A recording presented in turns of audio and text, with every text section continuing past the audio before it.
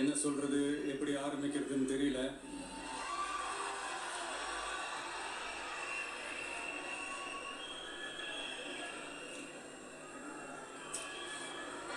சினிமாவில்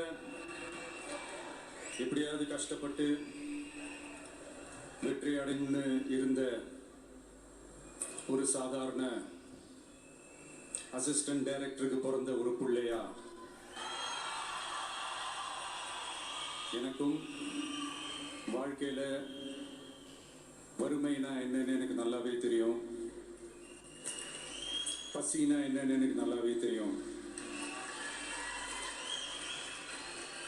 நான் ஒன்றும் பெரிய மன்னர் பரம்பரையிலிருந்துலாம் வந்துடல.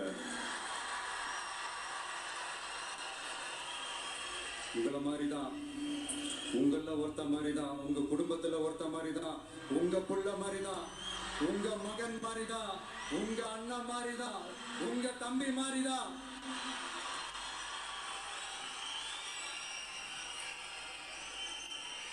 அப்படிதான் நான் உணர்றேன்.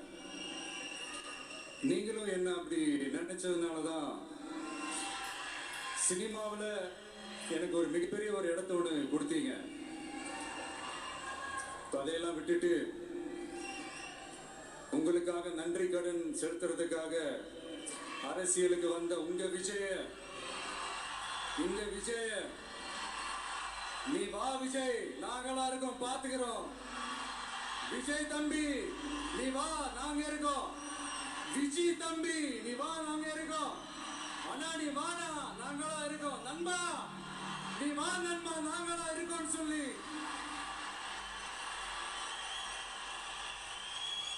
அவ்வளவு அன்பா, அவ்வளவு உறவா என்ன ஏத்துக்கிட்டீங்க. இந்த நேரத்தில் இதை நான் சொல்லணும்.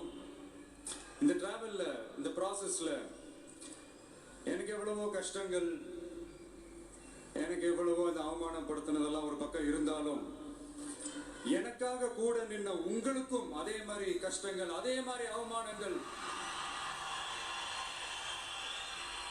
அதையெல்லாம் நீங்க பெருசா எடுத்துக்காம, அதையெல்லாம் நீங்க பொருட்டாவே எடுத்துக்காம, என்னோட வலிகளை, என்னோட வேதனைகளை உங்களோட தான் நினைச்சு என் கூடவே நின்று இன்னைக்கு